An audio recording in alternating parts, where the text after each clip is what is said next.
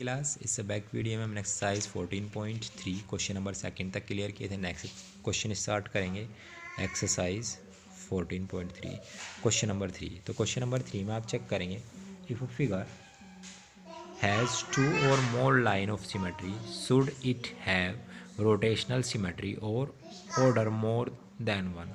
तो आपको क्वेश्चन में चेक करना है कि आपको फिगर ऐसी फिगर क्या पॉसिबल होगी जिसमें to or more than line of symmetry हो और उसमें की जो रोटेशनल हो, जो रोटेशन किया जाए उसके बाद ऑर्डर जो आए हमारे पास order more than one, order more than आना चाहिए वन। तो आप बोल सकते हैं यस पॉसिबल होगा। ऐसी कोई भी इमेज आप चेक कर लें, कई सारी ऐसी इमेज हो सकती है जिसमें आप टू लाइन ऑफ सिमेट्री या more than two line of symmetry, जैसे सेम बेसिक एग्जांपल ले लेते हैं। अगर सर्कल चेक कर लें, सर्कल है ये 1 2 3 4 मोर देन कितनी भी लाइन ऑफ सिमेट्री ड्रॉ कर सकते हैं। जब इसको रोटेट करेंगे तो रोटेट करने से जो ऑर्डर आएंगे मोर देन वन आएंगे। जैसे इस टाइप से हम चेक कर लें कि ये एक स्क्वायर ड्रॉ कर लिया हमने, तो स्क्वायर में one line of symmetry, two line of symmetry, उसने क्या कहा है two and more than two. तो आप चेक करेंगे ये थर्ड, ये फोर्थ लाइन ऑफ सिमेट्री होगी। जब हम इसको रोटेट करेंगे तो जो रोटेट करने के बाद जो line of symmetry, line of order of symmetry के जो ऑर्डर आएंगे वो भी मोर देन टू आएंगे, मोर देन वन ही तो भाई, मोर देन वन बोले या टू बोले भाई। जैसे फर्स्ट रोटेट करें इस पॉइंट से इस पॉइंट तक आ जाए, ऐसे रोटेट कर दिया, फिर रोटेट करेंगे, फिर रोटेट करेंगे। तो इस टाइप से आपके पास कई सारी इमेज पॉसिबल होगी।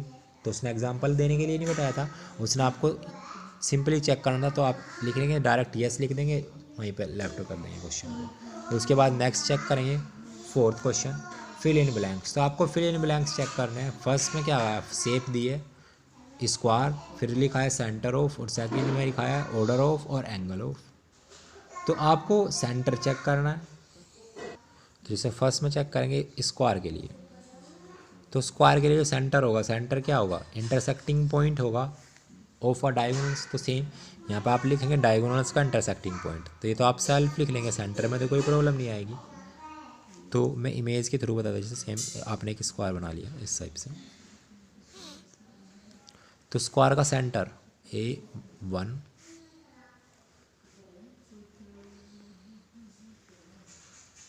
इस टाइप से आप जब इंटरसेक्ट करेंगे तो यही तो सेंटर होगा।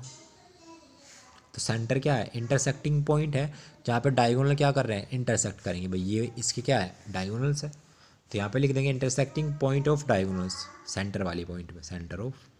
आप ऑर्डर बताने हैं, ऑर्डर कितने होंगे इसके। अगर मैं ये लाइन ऑफ सिमेट्री भी ड्रॉ करूँ, ये भी लाइन ऑफ सिमेट्री ड्रॉ करूँ, तो भाई रोटेट करना स्टार्ट करो उसे, तो कितने बार रोटेट होगा, 4 टाइम। और किस एंगल पर रोटेट करेंगे, 90। तो कितने ऑर्डर आएंगे, 4। ये क्या है, ऑर्डर है हमारे पास। ऑर्डर्स और एंगल पे किस एंगल पे मूव करेंगे, एंगल क्या होगा हमारे पास, 90।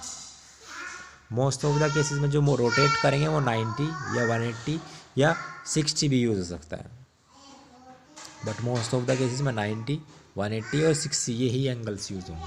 क्लियर है। ये था इसका ए पार्ट, या ए पार्ट बोल सकते हैं स्क्वायर के लिए। ऐसे आप रेक्टेंगल के लिए चेक करेंगे। रेक्टेंगल में जो मैं डायरेक्टली बता रहा हूँ रेक्टेंगल, तो रेक्टेंगल में भी सेम लिखेंगे intersecting diagonals, intersecting point of diagonals, centre same रहेगा। ऑर्डर रेक्टेंगल में कितने आएंगे, 2, एंगल क्या होगा, 180। ऐसे ही रोम्बस के लिए चेक करेंगे, तो रोम्बस में centre intersecting point of diagonal, same pattern follow होगा। इंटरसेक्टिंग पॉइंट होगा जो डायगोनल का इंटरसेक्टिंग पॉइंट होगा। ऑर्डर कितना आएंगे, 2, और सेम किस पे मूव करना पड़ेगा, 180 पे। उसके बाद आप चेक करेंगे इक्विलेटरल ट्रायंगल,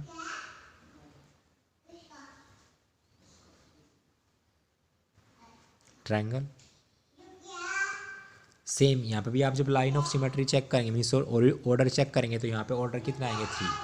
अब एंगल बताना है, तो एंगल आप चेक करेंगे, एंगल आपके पास कितना आएगा, 120। सेम इस टाइप से ट्रायंगल होगा। ये बैक क्वेश्चंस में बताया था मैंने आपको, जो 180 120 120 पे मूव करेंगे तो 3 टाइम्स कंडीशन बनेगी। उसके बाद चेक करेंगे रेगुलर हेक्सागन, हेक्सागन। तो हेक्सागन में भी सेम पॉइंट बताना है। तो intersecting point of diagonal, centre होगा इंटरसेक्टिंग पॉइंट ऑफ डायगोनल्स। और इसमें कितनी साइड होती है, 6 साइड। तो 6 साइड है तो यहाँ पे डायगोनल ऑर्डर्स कितने आते हैं, ऑर्डर भी 6 आएंगे। और इसे जो मूव करेंगे, जो रोटेट करेंगे, इसकी कंडीशन में 60 पर रोटेट करना पड़ेगा आपको। उसके बाद सर्कल के लिए चेक करेंगे। सर्कल में सेंटर क्या होगा, जो सेंटर होगा सर्कल में सिंपल सेंटर ही होता है, उसमें डायगोनल या अदर कोई कंडीशन नहीं होती। इसकी जो ऑर्डर होते हैं मैंने आपको बताया था कितने होंगे, इनफाइनाइट। और एंगल क्या होगा, एवरी पॉइंट। तो एंगल्स भी क्या होंगे इसमें, इनफाइनाइट ही होंगे, या एट एवरी पॉइंट भी लिख सकते हैं एवरी पॉइंट्स, एवरी पॉइंट। उसके बाद किसके लिए चेक करेंगे, semi circle. Semi circle means circle का हाफ। सर्कल को अगर मैं हाफ कर दूँ तो सेम सेंटर क्या होता है, यहाँ पे आप लिखेंगे मिड पॉइंट ऑफ डायगोनल। भाई यही तो सेमी सर्कल होता है, और डायगोनल का क्या होता है, मिड पॉइंट, यही तो सेंटर होता है। यही तो सेम सेंटर में लिखेंगे मिड पॉइंट ऑफ डायगोनल। अब इसके क्या लिखना है, ऑर्डर। ऑर्डर क्या होगा भाई, आप जब इसको रोटेट करेंगे सिंगल 1 टाइम तो यहाँ पे कितना आएगा, ऑर्डर 1, और एंगल क्या बनेगा 360 टोटल मूव करेंगे। तो इस पॉइंट से वापस इसी पॉइंट पे लेके आना पड़ेगा। क्लियर है। तो इस टाइप से इस टेबल को आप फिल कर लेंगे। उसके बाद नेक्स्ट क्वेश्चन मूव करेंगे, क्वेश्चन नंबर 5। क्वेश्चन नंबर 5 में क्या कंडीशन दी है, after rotating by 60 about a centre, sorry 6 नहीं 5th क्वेश्चन है first of all. Name a equilateral which has both line of rotational symmetry of the order more than 1। तो आपको ऐसी image बतानी है जिसमें रोटेशनल, जो नेम बताना है, ऐसा क्वाड्रिलेटर का नेम बताना है जिसमें rotational symmetry or order more than 1 हो। तो ऐसी इमेज क्या होगी आपके पास, स्क्वायर। स्क्वायर तो ऐसी कंडीशन किसकी में बनेगी, ओनली स्क्वायर में बनेगी। तो स्क्वायर में अगर आप चेक भी करना चाहे तो लाइन ऑफ सिमेट्री आप चेक करेंगे इस टाइप से, 1 2 3 4, और रोटेशनल ऑर्डर चेक करेंगे 90 90 पे कितने टाइम होगा, 4 टाइम। तो ऐसा नेम क्या आ जाएगा, स्क्वायर के लिए। कंडीशन किसके लिए बनेगी तो इससे नेक्स्ट क्वेश्चन में चेक करें, question number 6। After rotating by 60 above a center a figure look exactly the same as its original position. At what other angles will this happen the same figure? देखो question में आप check करेंगे, आपको एक image angle बताने हैं, जैसे 60 पे अगर आप रोटेट कर रहे हैं तो यहाँ पे आप चेक करेंगे, इसमें आपके पास जो फिगर गिवन दी है, अगर कुछ बुक्स में फिगर नहीं दी होगी तो फिगर आप इस टाइप से बनाएंगे, ये फिगर गिवन दी है आपको। कुछ बुक्स में हो सकता है फिगर गिवन ना दी हो, इस टाइप से फिगर गिवन दी है।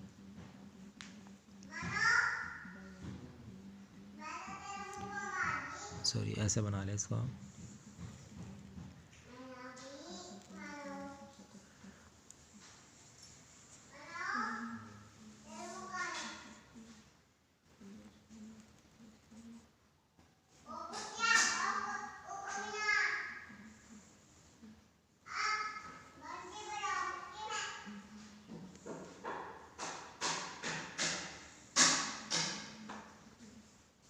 तो इस टाइप से आपके पास इमेज गिवन हो, इस इमेज को क्या कहा है भाई, ये आपके पास क्या सेंटर है, ये एंगल आपके पास क्या सेंटर है।